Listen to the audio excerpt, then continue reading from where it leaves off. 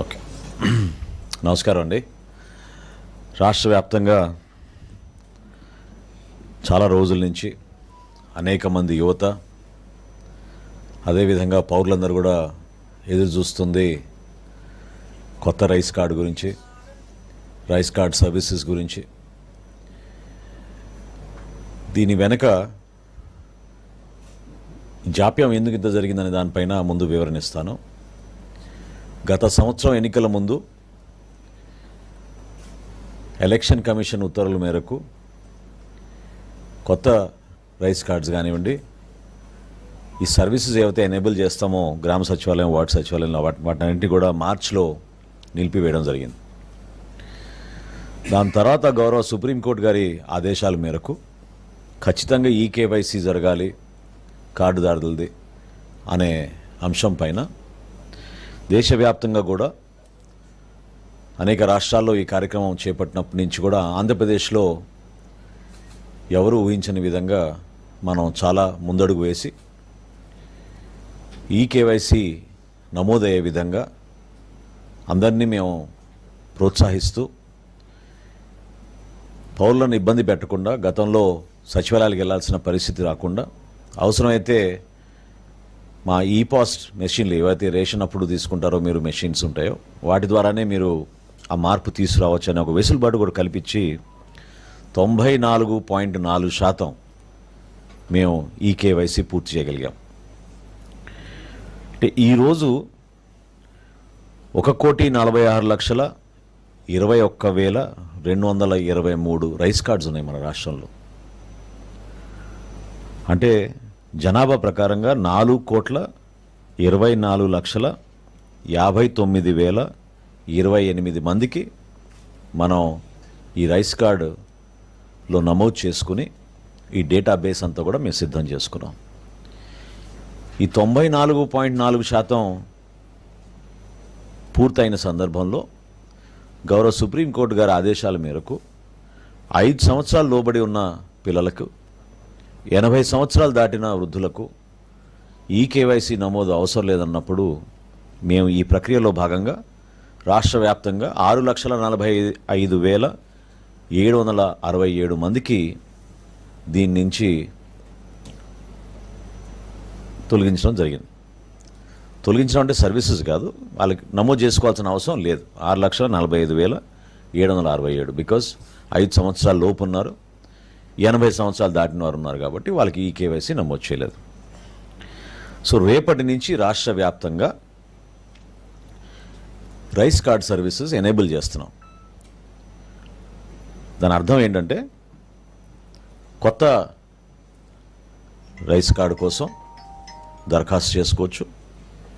అదేవిధంగా ఒక కుటుంబంలో స్ప్లిట్టింగ్ ఆఫ్ రైస్ కార్డు కూడా పర్మిట్ చేస్తున్నాం. అదనంగా కుటుంబ సభ్యులు చేరినప్పుడు మెంబర్ ఎడిషన్, కుటుంబ సభ్యుల్ని యాడ్ చేసుకునే సౌకర్యం కూడా కల్పిస్తున్నాం. అన్నిటికన్నా ముఖ్యం అడ్రస్ మార్పు కూడా రేపటి నుంచి అవకాశం కల్పిస్తున్నాం. అదేవిధంగా మరణాలు జరిగిన చోట మెంబర్ డెలీషన్ కూడా, కుటుంబ సభ్యుల పేర్లు తొలగించే విధంగా అవకాశం కల్పించాం. చివరిగా గతంలో మీ అందరికీ తెలుసు, ఈ సందర్భంగా గుర్తు చేస్తున్నాను, గౌరవ ప్రధానమంత్రి నరేంద్ర మోడీ గారి పిలుపు మేరకు దేశవ్యాప్తంగా చాలామంది పౌరులు ఎవరైతే అర్హత లేనివారు ప్రభుత్వం నుంచి సబ్సిడీ పొందుతున్నారో గ్యాస్ సిలిండర్ల పైన స్వచ్ఛందంగా వాళ్ళని ముందుకొచ్చి వాళ్ళ పేర్లు డీరిజిస్టర్ చేసుకోమని ఆయన కోరిక మేరకు దేశం మొత్తం కూడా ఒక అద్భుతమైన కార్యక్రమం జరిగింది.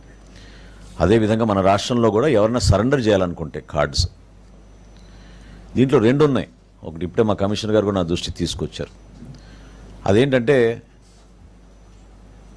భారతదేశంలో సౌత్ ఇండియాలో ఎక్కువగా మనం బియ్యం కన్జంప్షన్ ఉంటుంది కాబట్టి ఒకవేళ వాళ్ళు మైగ్రేట్ అయ్యి ఇతర రాష్ట్రాలకు వెళితే అక్కడ బియ్యం బదులు వాళ్ళు గోధుమ తీసుకునే అవకాశం ఎక్కువ ఉంటుంది. సో ఆ అవకాశం కల్పించడానికి కోసం కూడా ఎవరైనా సరెండర్ చేయాలనుకుంటే మైగ్రేషన్ జరిగితే, ఇంటర్ స్టేట్ మైగ్రేషన్ జరిగితే వాళ్ళకు కూడా ఈ వెసులుబాటు కల్పించే విధంగా సో ఈ 6 సర్వీసెస్, కొత్త రేషన్ కార్డులు, అదేవిధంగా splitting of the card, member addition, అడ్రస్లో మార్పులు, అదేవిధంగా ఎవరైనా మరణిస్తే వాళ్ళ పేర్లు తొలగించే విధంగా, చివరిగా ఎవరైనా సరెండర్ చేయదలుచుకుంటే తప్పకుండా వాళ్ళకు కూడా ఇదొక అవకాశం.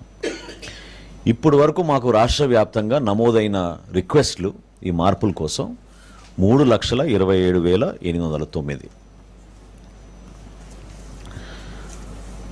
గతంలో నేను ప్రెస్ కాన్ఫరెన్స్ పెట్టినప్పుడు మీ అందరికి కూడా కొత్తగా మేము డిజైన్ చేసిన స్మార్ట్ కార్డు గురించి నేను వివరించాను.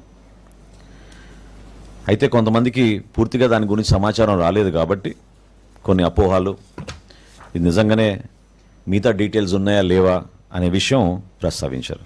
సో బేసికల్గా ఈ స్మార్ట్ కార్డ్ అనేది దీంట్లో క్యూఆర్ కోడ్ కూడా ఉంటుంది.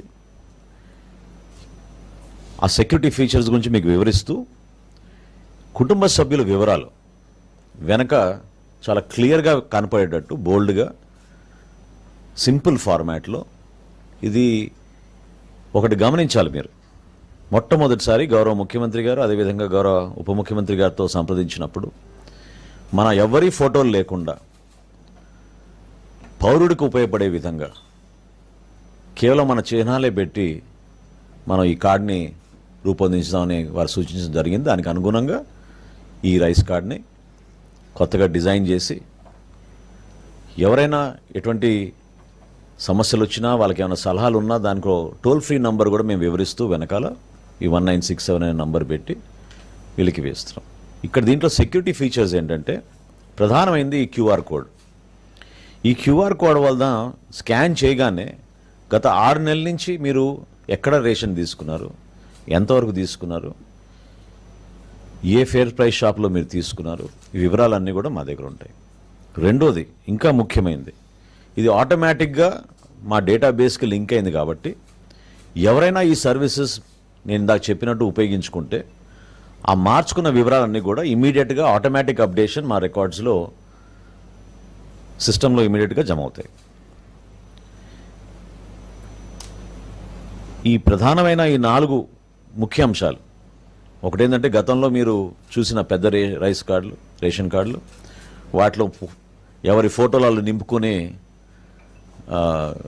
ఇబ్బందికరమైన పరిస్థితులు లేకుండా ఖచ్చితంగా పౌరులకి ఇది రాష్ట్ర ప్రభుత్వం కేంద్ర ప్రభుత్వం సహాయంతో కలిసి చేసే కార్యక్రమం కాబట్టి కేంద్ర ప్రభుత్వం రాష్ట్ర ప్రభుత్వం జారీ చేస్తున్న ఆంధ్రప్రదేశ్లో మొట్టమొదటిసారి ఈ స్మార్ట్ కార్డ్ని మేము ఈ ప్రక్రియ పూర్తి అవగానే రైస్ కార్డ్ సర్వీసెస్ 1 నెల పాటు మేము ఓపెన్ చేసి పెడతాం అందరికీ మే నెలలో. సో గ్రామ సచివాలయం, వార్డు సచివాలయంలో పోయి నమోదు చేసుకోవచ్చు. అదేవిధంగా 1 వారం తర్వాత రేపటి నుంచేమో, రేపు ఉదయం నుంచే గ్రామ సచివాలయం, వార్డు సచివాలయానికి వెళ్ళి ఈ కార్డు గురించి వివరాలు చెక్ చేసుకుని కొత్తవి ఏమైనా ఉంటే వివరాలు మీరు నమోదు చేసుకోవచ్చు. వచ్చే వారం నుంచి ఏ విధంగా రాష్ట్ర వ్యాప్తంగా ఒక మార్పు తీసుకొస్తున్నాం పరిపాలనలో స్మార్ట్ గవర్నెన్స్ ద్వారా, వాట్సాప్ ద్వారానే ఈ సర్వీసెస్ ఎనేబుల్ చేస్తున్నాం. సో పౌరులందరికీ కూడా ఈ వెసులుబాటు కల్పించి రాష్ట్ర వ్యాప్తంగా గతంలో మాకున్న సమాచారం మేరకు సుమారు 4,24,59,028 మందికి ఈ కొత్త కార్డ్స్ మేము జమ చేసేటట్టు వాళ్ళకి అందించేటట్టు ఒక అద్భుతమైన కార్యక్రమం జూన్ మాసంలో చేపట్టబోతున్నాం.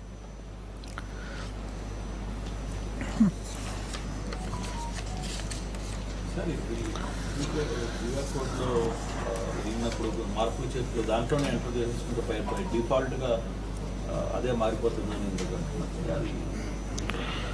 అంటే ఈ పాస్ మెషిన్లో మీరు